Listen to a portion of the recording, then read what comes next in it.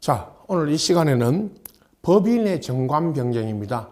우리가 앞 시간에 법인이 설립할 때 법인의 정관이 작성이 되죠. 이 정관이라고 하는 것은 법인의 내부 규칙입니다. 늘 말씀드리는, 물론 우리가 단체나 조직, 모임에 가면 회칙이 있다고 그랬죠. 그와 같은 회칙이 일종의 정관입니다.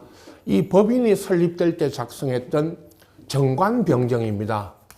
이 정관 변경은 사단법인과 재단법인으로 나눕니다. 먼저 사단법인은 사원들의 자율적인 집단이기 때문에 원칙적으로 사단법인은 정관 변경이 자율적입니다. 사원들의 의사에 맡겨져 있고요. 다음, 재단법인은 재산의 집단이고 설립자의 의사 또는 설립자에 의해서 설립됐기 때문에 원칙적으로 재단법인은 정관 변경이 허용되지 않습니다. 다만 예외적인 경우에만 정관 변경이 허용이 되죠. 재단법인은요. 자, 먼저 사단법인의 정관 변경입니다. 먼저 사단법인은 동일성을 유지하면서 정관 변경이 원칙적으로 허용이 됩니다. 사원들의 자주적인 의사결정에 따라 원칙적으로 정관 변경이 허용되고 재단법인은 원칙이 금지되어 있다. 이렇게 이제 앞에 설명되어 있습니다. 자, 사단법인의 정관 변경의 요건입니다. 먼저 사원총회에 있었죠. 앞 시간에 사원총회의 결의가 있어야 됩니다. 먼저 사원총회의 결의하면 사단법인은요 3분의 2였죠. 3분의 2 이상이 결의하면 사원들이 정관을 변경할 수 있습니다. 이 사원총회 3분의 2 이상 결의로 정관을 변경할 수 있다는 이 권한은 사원총회의 정권 권한이고 정권 사항이고 이건 부정할 수가 없죠. 정관에서도 또는 사원총회에서도요. 다만 3분의 2라고 하는 이 정족수는 다르게 정할 수 있지만 사단법인의 사원총회에서 하는 정관 변경은 사원총회의 전권 사항입니다. 그리고 주무관청의 허가를 얻어야 됩니다. 여기 주무관청의 허가는 정관 변경에 대한 허가입니다. 만약에 허가를 받지 않으면 이건 정관 변경의 효력이 발생하지 않습니다. 효력 요건이죠. 즉 허가를 얻지 않으면 효력을 발생할 수 없다. 여기서 허가라는 말을 쓰고 있지만 사실은 이 허가는 인가라는 의미입니다. 행정법적으로 말하면 허가가 아니고 인가입니다. 인가가 뭐냐? 어떤 행위를 인가해서 보충적으로 그 행위의 효력을 완성시켜주는 걸 인가라고 합니다. 허가라는 말을 쓰고 있지만 그 해석은 인가의 의미로 해석을 합니다. 인가의 의미이다. 그런 뜻이죠. 그리고 등기를 하게 됩니다.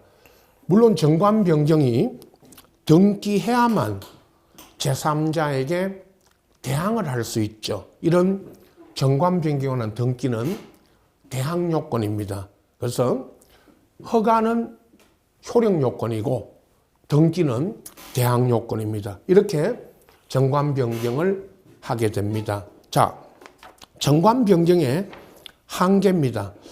정관에서 정관 변경을 만약에 사단법인의 정관에서 정관 변경을 금지하고 있다 하더라도 변경이 가능한데요. 이때에는 총사원 동의, 전체 사원의 동의가 있어야 변경이 가능하다. 이렇게 해석을 합니다. 정관에서 변경을 금지하고 있더라도요. 두 번째, 목적의 변경인데 법인의 목적도 비영리이기만 하면 비영리 목적이면 목적이 동일성을 유지하는 한 비영리이면 다른 목적으로 변경할 수도 있습니다. 그리고 다만 사단법인 본질에 반하는 정관 변경인데요. 이런 정관 변경은 할 수가 없습니다. 특히 종중에 관한 판례인데 종중이 종중원들의 일부에 대해서 종원으로 취급, 인정하지 않거나 영원히 종원 자격을 박탈하는 이런 규정은 정관을 변경해서 이렇게 정관을 규정하더라도 이건 무효입니다. 다시 말씀드리면 사단법인이나 어떤 단체의 본질에 반하는 그런 변경 또는 정관을 변경하는 것은 판례가 무효이다 이렇게 봅니다. 자, 사단법인의 정관 변경이었고요. 다음 재단법인입니다. 재단법인은 원칙적으로는 정관 변경이 금지되어 있습니다. 허용되지 않은데요. 예외적으로 정관 변경을 할 수 있는 경우가 자, 먼저 정관의 보충입니다. 자, 이런 규정이 있었죠.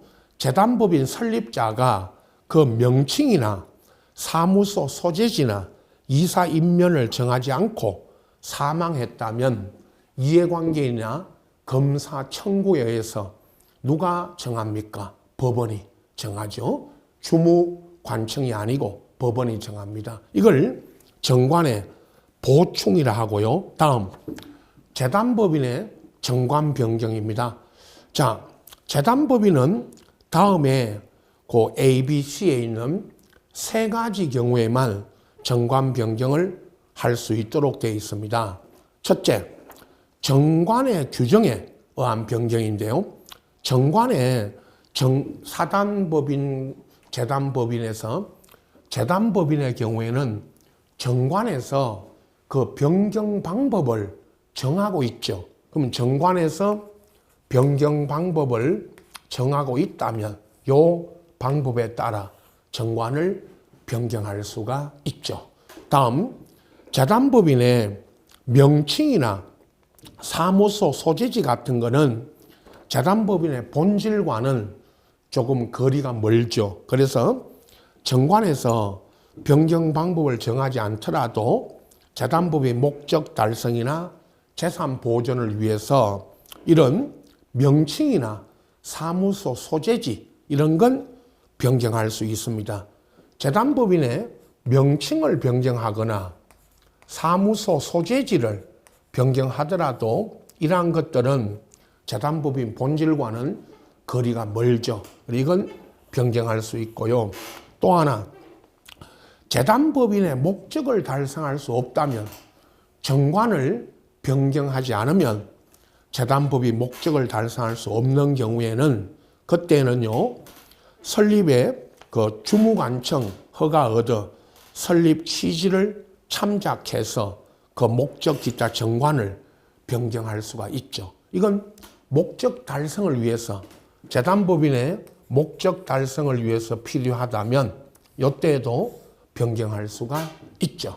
자, 어떻든 재단법인 정관 변경도 주무관청에 허가를 얻어야 되는 것은 사단법인과 같습니다. 그리고 등기를 하게 되는데요. 허가는 사단법인과 마찬가지입니다.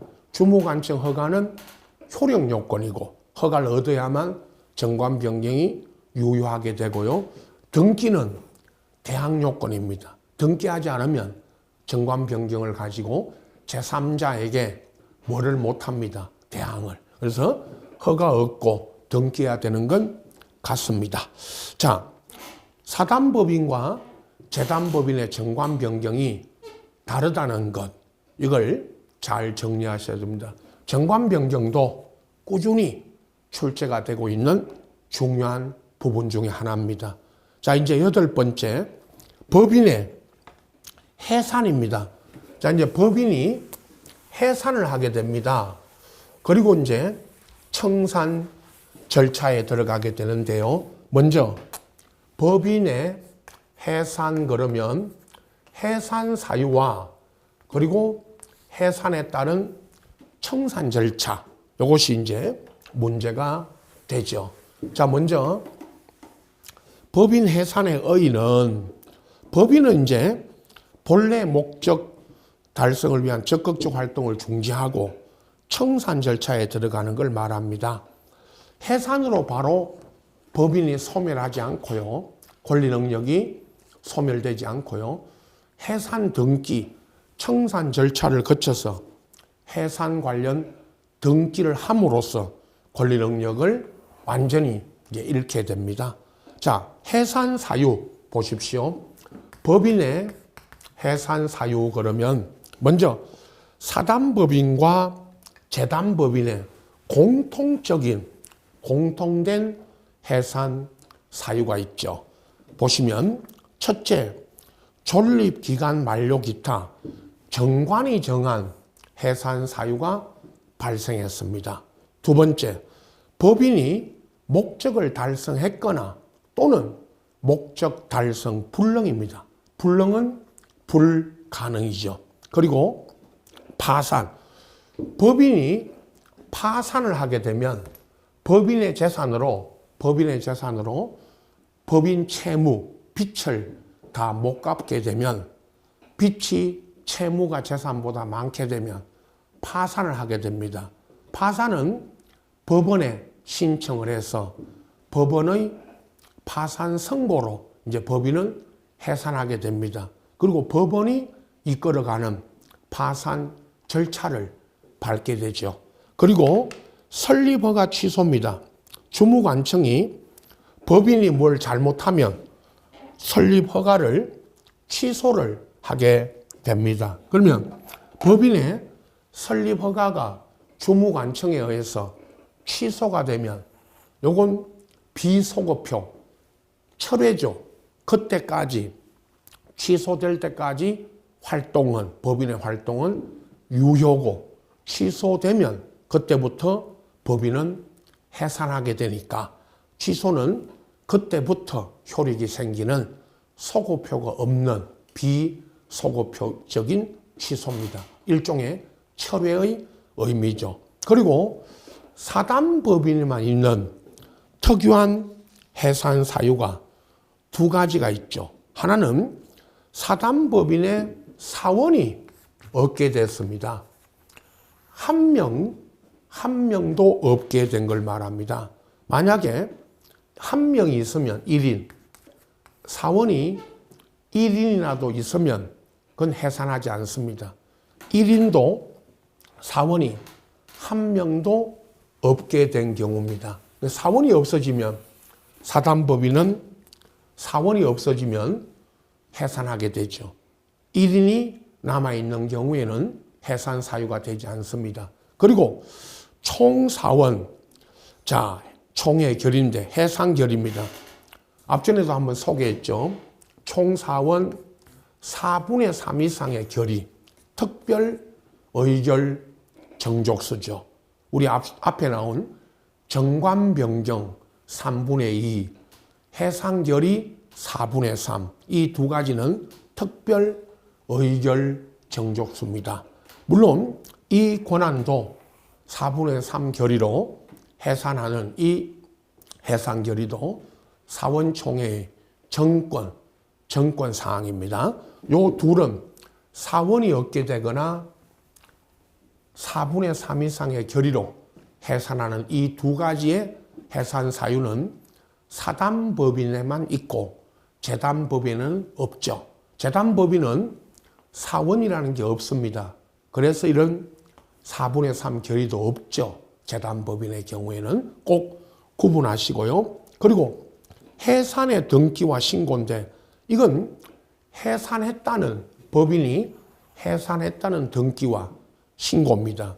등기는 청산인이 파산의 경우에는 3주간 내에 해산했다는 등기를 하게 되고 그리고 주무관청에는 3주간 내에 신고, 등기는 등기관서, 법원 소속인 등기관서에 가서 하고 해산 신고는 주무관청에 합니다. 둘 다 3주간, 3주 내에 하도록 돼 있죠. 그리고 이제 파산 신청은 앞에서 말씀드린 법인의 재산으로 채무를 완제 다 갚지 못하게 되면 법원에다가 파산 신청을 하고 법원의 파산 선고로 파산 절차를 밟게 됩니다. 그리고 법인이 이제 해산을 해서 청산 절차를 거치고 자녀재산이라는 것은 남은 법인이 해산해서 남은 재산들은 누구에게 귀속이 되느냐? 첫째, 해산한 법인의 재산은, 자녀 재산은 정관에 지정한 자, 정관에서 지정한 자에게 귀속이 됩니다. 근데 만약에 2번, 정관으로 귀속 권리자를 지정하지 아니하거나 이를 지정하는 방법 등을 정하지 않으면 이사나 청산인은 주무관청 허가를 얻어 그 법인 목적에 유사한 목적이 있죠. 그 법인 목적과 가장 유사한 목적을 위해서 재산을 처분할 수가 있습니다. 그러나 이때는 사단법인의 경우에는 사원총회의 뭐가 있어야 됩니다. 결의가 있어야 하고요. 위 규정으로도 첫 번째, 두 번째 이 규정에 의해서도 처분되지 않은 재산은 결국 세 번째 누구에게 귀속됩니다. 국고라는 것은 국가재산으로 귀속이 됩니다. 자, 다음으로 청산법인입니다. 청산법인이라는 것은 법인이 이제 해산을 하고 청산 절차에 들어가게 되죠. 청산 절차에 들어간 법인을 청산법인이라고 합니다. 다만 늘 말씀드리는 청산법인이라 하더라도 청산의 목적 범위 내에서는 권리 능력이 있고 의무를 부담합니다. 자, 보세요. 첫째, 청산법인의 권리 능력. 해산한 법인은 청산의 목적 범위 내에서만 권리가 있고 의무가 있다. 그러니까 청산의 목적 범위 내에서 권리 의무를 가지게 됩니다. 두 번째 이제 청산인입니다. 청산법인의 대표자고 청산인도 앞에서 여러 번 나왔지만 청산인도 법인의 대표 기관입니다. 누가 청산인이 되는가죠? 법인이 해산하면 파산의 경우에는 파산 절차에 따르니까 파산법 들어보셨죠? 파산법에 따라 파산 절차에 따르니까 파산의 경우를 제외하고는 이사가 청산인이 됩니다. 그 이사가 해산 당시 이사가 청산인이 되죠. 그러나 정관이나 또는 총회 결의로 달리 정하면 그에 따릅니다. 그에 의하고요. 두 번째, 위 규정에 의해서 청산인이 될 자가 이사 등이 없거나 청산인의 결혼으로 손해가 생길 염려가 있다면 법원은 직권이나 이해관계인 검사 청구로 법원이 청산인을 선임하게 됩니다. 법인이 해산을 하게 되면 법원이 감독을 하게 되죠. 그래서 여기서는 청산인을 주무관청이 아니라 누가 선임합니다. 법원이 선임하게 됩니다. 또 중요한 사유가 있으면 청산인이 임무를 해태하거나 등 사유가 있으면 법원은 직권이나 이해관계인 청구로 검사 등 청구로 청산인을 해임. 자, 해임도 누가 하게 됩니다. 법원이 해임을 하게 됩니다. 네 번째, 법인의 이사에 관한 규정. 우리 앞 시간에 법인의 대표기관 중 이사에 관한 규정은 청산인에게도 그대로 준용이 됩니다. 다음, 청산인의 직무입니다. 청산인은 다음과 같은 직무를 수행하죠. 법인의 현존 사무는 종결하고, 그리고 채권 추심, 채무 변제인데요. 자, 청산 절차에서 나오지만 채권 추심이라는 것은 법인이 갖고 있는 채권을 채무자에게 돈을 갚아라고 청구하는 걸 추심이라고 합니다. 채권 추심과 또 법인의 채권자들에게는 돈을 갚아야죠. 그게 채무 변제입니다. 그리고 자녀 재산을 이제 인도하게 됩니다. 이런 직무를 수행하고요. 청산인은 전항에, 저 1항에 있는 직무를 수행하기 위해서 필요한 모든 행위를 할 수가 있죠. 자, 청산 절차에 들어갑니다. 법인이 이제 청산 절차하면 이제 법인의 소멸 절차를 받게 되는데요. 첫 번째, 채권 신고. 법인에 대해서 채권을 갖고 있는 채권자들에게는 채권 신고를 하라고 공고를 냅니다. 청산인은 그 취임한 날로부터 2개월 이내에 3회 이상 공고를 내고 채권자들에게는 법인의 채권자들에게는 일정한 기간 내에 채권을 신고하라고 최고 요구를 합니다. 그 기간은 채권 신고 기간은 2개월 이상이어야 됩니다. 2개월 이상. 그리고 위 공고에는 채권자가 그 기간 내에 만약에 신고하지 않으면 청산으로부터 제외될 수 있다는 것을 표시하고, 그리고 이 공고는 법원의 등기사항 공고, 법원에서 법인이 등기한 사항을 공고하는 방법으로 공고를 내게 됩니다. 자, 채권 신고의 공고입니다.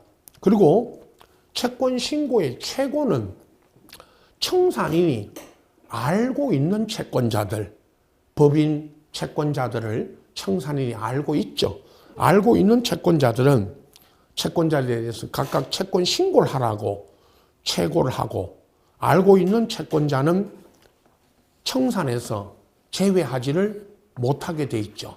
그러니까 청산인이 알고 있는 채권자는 이 청산에서 제외하지 못합니다. 다음, 채권 신고 기간 내에는 변제 금지입니다.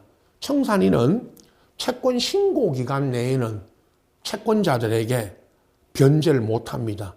그러나 그 신고 기간 내에 변제를 못하지만 법인은 채권자들에게 지연손해, 이제 신고 기간 내에 돈을 갚지 않아서 지연된 손해 있죠. 예를 들면 연체 이자, 이런 지연 이자는 나중에 채권 변제할 때 갚아야 됩니다. 그러니까 그 지연 배상은 의무를 면하지 못하죠. 채권 신고 기간 내에 채권자들에게 돈을 못 갚지를 못함으로써, 또는 돈을 갚아야 될 변제기가 돌아와 있는 채권자들에게는 신고 기간 내에는 갚지 못하지만 지연 배상, 지연 이자는 지급해야 됩니다. 그리고 채권 변제의 특례거래 가지고요, 청산 중에 법인은 변제기에 이르지 아니한, 아직 변제기가 돌아오지 않은 채권에 대해서도 나중에 채권 신고 기간 내에 신고된 채권을 변제할 수가 있죠. 그리고 조건이 붙어 있는 채권이나 존속 기간 등이 기간이 불확정한 채권, 기타 이런 어떤 채권 가액의 불확정한 채권에 대해서는 법원이 선임한 감정인의 평가를 받아 변제를 하게 됩니다. 그리고 청산으로부터 제외된 채권이 있죠.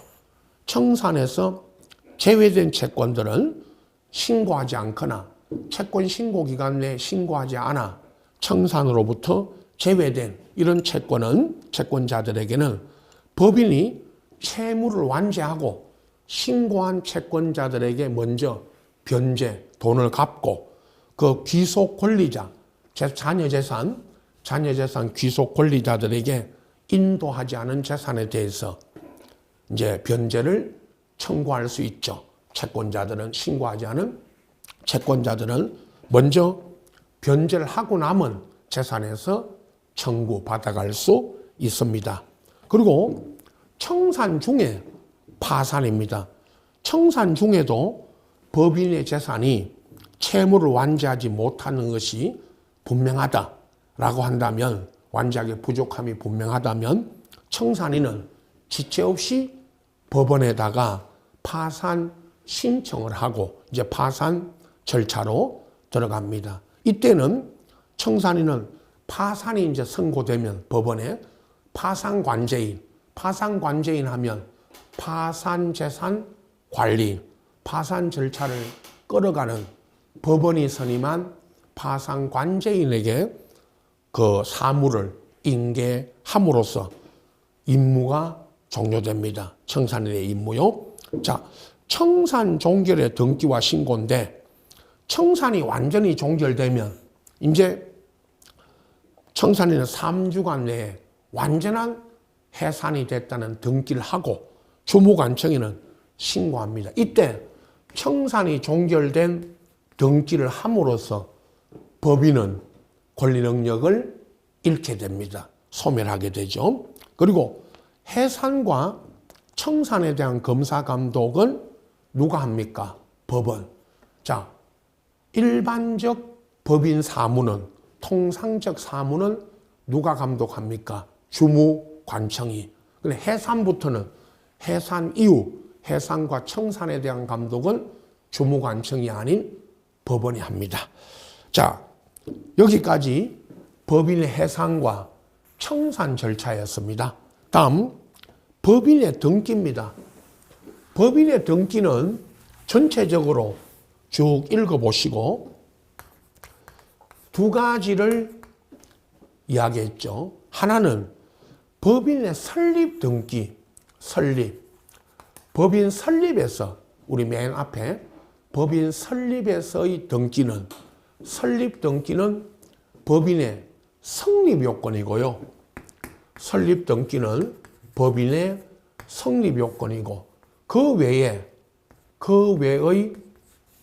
여기 쭉 적어드린 분사무소 설치 등기, 전부 등기 기간은 3주입니다.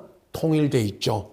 사무소 이전 등기 2번, 다음 변경 등기, 설립 등기 사항 중 변경 사항에 대한 등기, 직무집행 가처분 등기, 이사가 직무집행 가처분을 받으면 법원에 가처분 등기, 등기기간 기산은 주무관청 허가를 요하는 건 허가서 도착한 날로부터 도달한 날로부터 계산한다. 그리고 설립 등기 외에 등기 효력이 있죠. 맨 끝에. 설립 등기는 성립 요건이고 그 외의 등기는 다 무슨 요건입니다. 대항. 이것만 구분하시면 됩니다.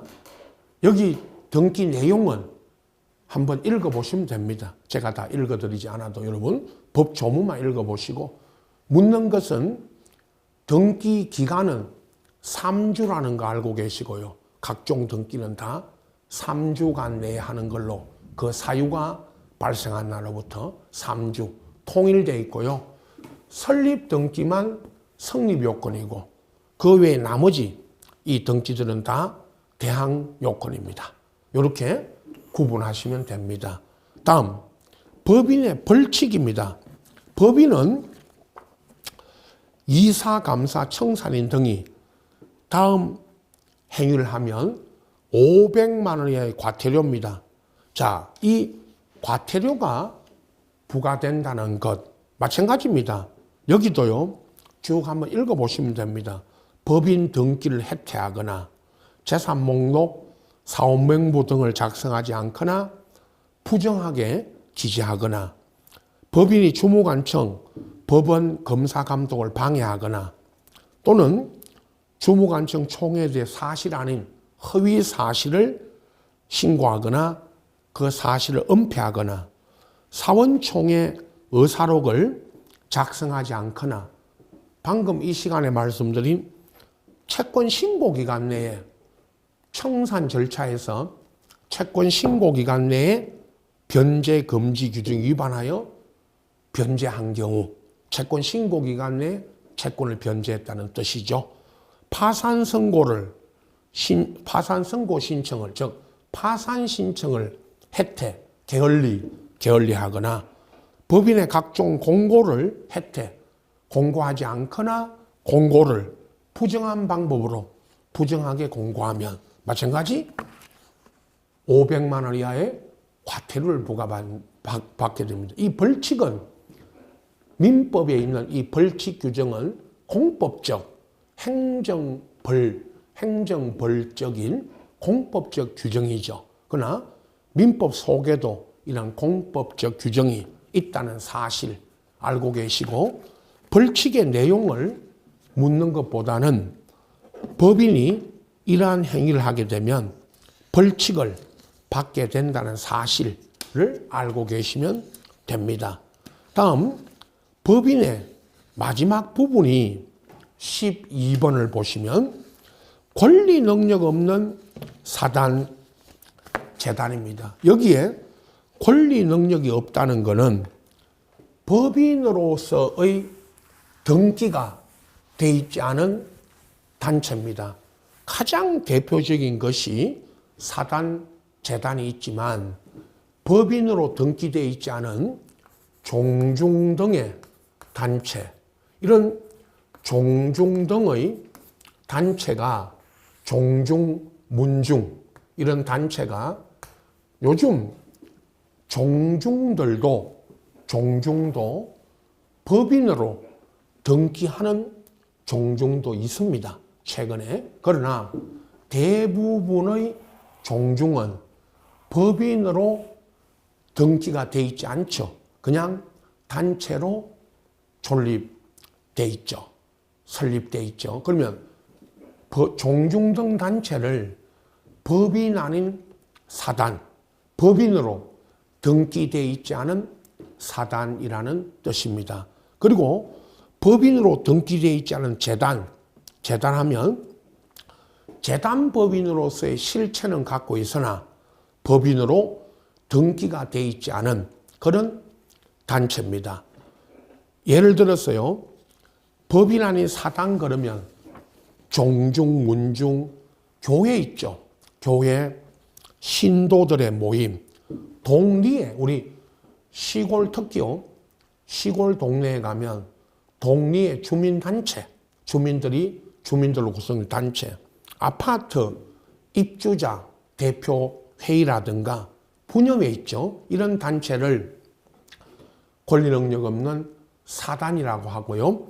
자, 재단은 예를 들면 공장 등에 있는 재산 전체, 이거를 권리 능력 없는 재단 그럽니다.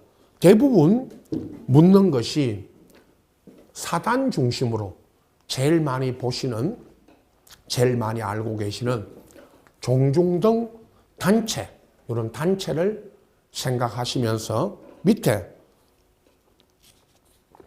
법적 지위를 보시면 먼저 권리 능력 없는 사단, 재단에는 민법의 법인에 관한 규정 중 등기 전제로 하는 것 외에는 유추 적용됩니다.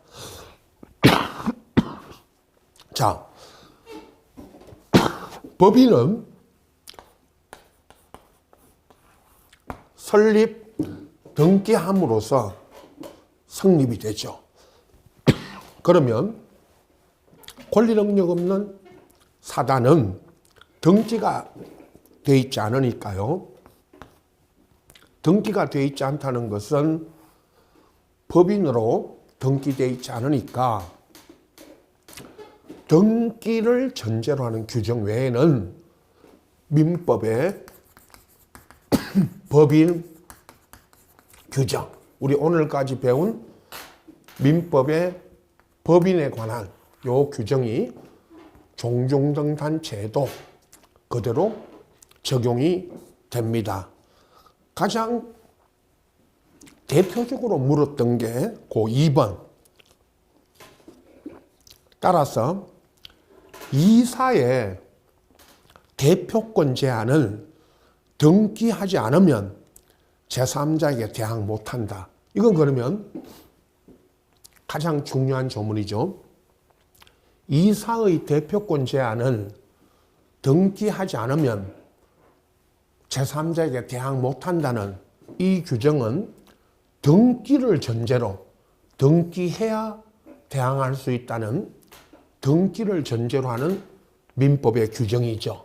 그럼 이 민법 적어드린 이 민법의 규정은 민법 60조는 등기를 전제로 하는 규정이니까 이 규정은 종중 등 단체에는 적용될 수가 없죠.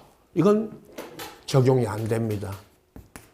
우리 주택관리사 시험 그리고 다른 자격 시험에 전부 답으로 종중 등 단체 법인 아닌 사단에 적용 민법의 규정 중에 적용될 수 없는 것 물었을 때 요 60조 민법 60조의 요 규정을 답으로 낸 겁니다. 이건 등기를 전제로 하니까 그죠? 자, 다음 3번에 권리 능력 없는 사단 재단도 민사소송법에 따라 소송의 당사자 능력을 갖는다. 여기 당사자 능력이라고 하는 것은 원고, 피고가 될 수가 있죠. 다만 종중이 소송의 당사자, 원고이거나 피고일 때 여기서도 종중의 대표자가 소송을 끌어가겠죠. 그러나 종중도 무슨 종중, 무슨 김씨, 무슨 파 이런 이름으로 원고가 될 수도 있고 피고가 소송의 당사자가 될 수가 있습니다. 다음 4번에 권리 능력 없는 사단 재단은 부동산 등기법에 등기 당사자 능력이라는 것은 종중 등 단체 이름으로 종중 등의 단체의 이름으로 등기가 됩니다. 등기부에 보면 어떤 부동산, 토지 건물의 소유자가 무슨 김씨, 무슨 파 이런 이름으로 등기되어 있다면 아니면 무슨 종친의 무슨 성씨의 종친의 이름으로 등기되어 있죠. 이렇게 종중 등의 이름으로도 등기가 됩니다. 그걸 등기의 당사자 능력이라고 합니다. 다음 우리가 또 배우는 5번 법인 아닌 사단의 사원이 집합체로서 물건을 소유할 때 종중 땅을 종중원들이 종중의 땅을 공동 소유하게 되죠. 이건 총유관계.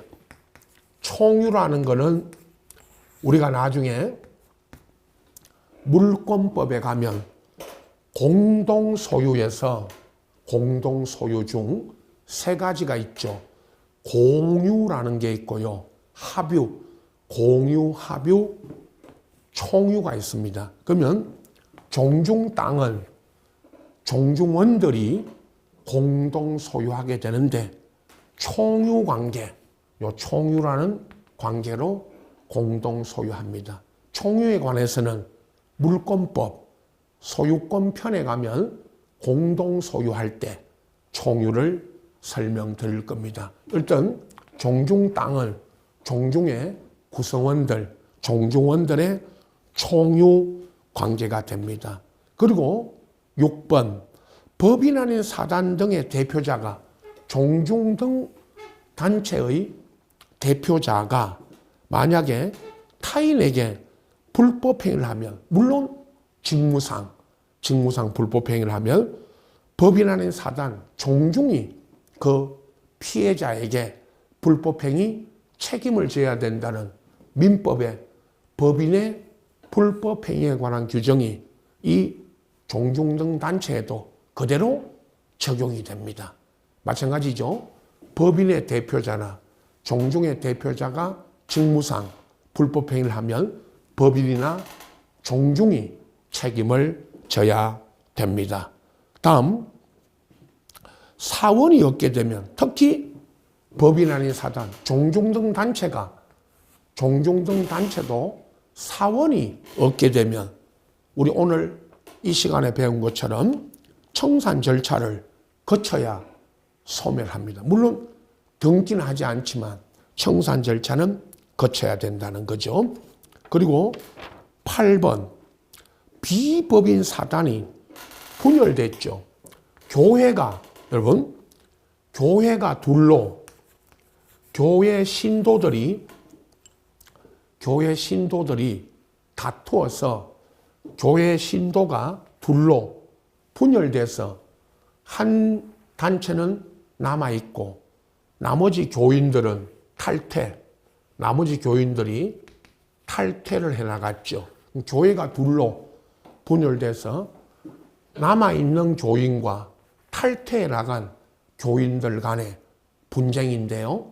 이런 문제가 생겼죠. 그때 비법인 사단, 교회가 분열돼서 종전재산, 그 교회 재산을 구성원 수의 비율로 총유하는 게 아니고 그 재산을 남아있는 구성원들의 총유고 탈퇴한 사람들, 이 교회에서 탈퇴해 나간 사람들은 교회 재산에 대한 권리 또는 재산에 대한 소유권 등을 주장할 수 있다, 없다.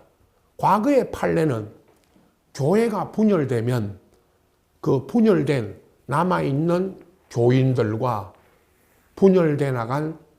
탈퇴해 나간 교인들이 총유이다. 구성원 수 비율로 남아있는 사람과 나간 사람의 비율로 총유라고 했지만 지금은 판례가 바뀌어서 총유가 아니고 교회 재산을 남아있는 자녀 교인들의 재산이고 탈퇴해 나간 사람들은 권리를 주장할 수 없다는 거죠. 판례입니다. 10번 종중재산의 관리 처분 등에 관해서 종중규약 있죠. 이 규약이 일종의 법인의 정관 같은 규약입니다. 규약에 규정하고 있지 않다면 특별한 사정이 없는 한 종중의 대표가 단독으로 종중재산을 유효하게 처분할 수 없다. 이 말은 다른 말로 하면 종중재산 관리 처분에 대해서는 대표자가 종중총회의 뭐를 거쳐야 됩니다.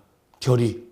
이어서요. 11번 판례도 11번도 종중토지에 대한 수용보상금, 종중 땅이 국가에 의해서 국가에 의해서 수용이 되고 보상금이 나왔죠. 이 보상금도 종중원들에게 분배를 하게 되는데 이 보상금은 정관 기타 규약에 다른 규정이 없으면 종중총회 뭐를 거쳐야 됩니다. 결의 없이는 분배할 수가 없죠. 종중총회의 뭐를 거쳐야 됩니다. 결의를 거쳐야 분배를 할 수가 있죠. 자, 12번 교회 대표자가 만약에 권한도 없이 교회 재산을 처분했다면 권한을 넘는 표현 대리, 우리 나중에 대리에 가면 권한을 넘는 표현 대리, 그 126조라고 써졌죠. 126조의 규정이 유추 적용될 수 있는가? 없다입니다. 권한도 없는 대표자가 교회 재산을 처분했다면 이건 126조에서 말하는 권한을 넘는 표현 대리가 적용될 수가 없습니다. 13번 비법인 사단이 타인 간의 금전 채무를 자, 만약 어떤 종중이 다른 사람을 위해서 보증을 서주는 것, 자, 이거 대단히 중요한데요. 그러나 보증을 서는 행위가 총유물 관리 처분 행위가 아니다. 자, 이건 좀 문제가 있는 판례입니다. 종중이 다른 사람을 위해서 보증을 서는 게 관리 처분 행위가 아니라고 합니다. 이건 사원총회 결의를 요하지 않는다는 아주 특이한 판례입니다. 그러나 일단은 결의를 요하지 않는다는 사실. 전체가 다 판례 이야기입니다. 14번. 비법인 사단의 구성원은, 그러니까 종중의 구성원인 종중원 개개인, 여러분이 속하고 있는 종중 있죠. 여러분이 속한 종중의 개개인이, 여러분 개인이 총유재산, 종중재산에 속한 보존행위로서 각자가 소를 제기할 수 있는가? 이거 안 됩니다. 할 수 없다죠. 할 수 없다는 말은 비법인 사단 종중이 소송을 하려면 종중의 이름으로 대표자가 해야 됩니다. 여러분 각자가, 여러분 개개인이 할 수는 없는 것입니다. 15번. 비법인 사단의 대표자도 마찬가지입니다. 우리 법인의 이사, 민법에 법인 이사할 때 했죠. 법인의 이사가 대리인을 선임할 때 그 대리인에게 포괄적 업무 위임, 포괄적인 대리권을 줄 수 있다, 없다 라고 배웠죠. 지난 시간에. 마찬가지 비법인 사단의 대표자가 대리인에게 비법인 사단 재반 업무 처리를 포괄적으로 위임할 수 있다, 없다. 마찬가지죠. 자, 최근에 시험에 나왔던 대표적인 판례를 몇 가지 추려서 이렇게 교재에 실어드렸습니다. 물론 여기 빠진 부분들은 앞으로 이제 문제풀이 가서 또 문제로서 설명드리겠지만, 비법인 사단, 법인이 아닌 권리 능력이 없는 단체에도 등기를 전제로 한 민법 규정 외에는 그대로 적용된다는 그런 내용과 판례까지 정리하시고, 자, 여기까지 법인이었습니다. 자연인과 법인인 권리 주체에 대해서 지금까지 알아봤고요. 다음 시간에는 제4장 권리의 객체입니다. 민법은 권리의 객체로서 권리의 객체로서 물권의 객체인 물건에 대해서 규정을 하고 있습니다. 채권의 객체 이야기했죠. 채권의 객체는 채무자의 행위, 채무자에게 어떤 행위를 요구하는 것입니다. 채무자의 행위, 급부, 그게 채권의 객체죠. 그건 채권편에 가서 설명드리고, 민법 총칙에서는 물건에 대해서, 물권의 객체인 물건에 대해서 규정하고 있습니다.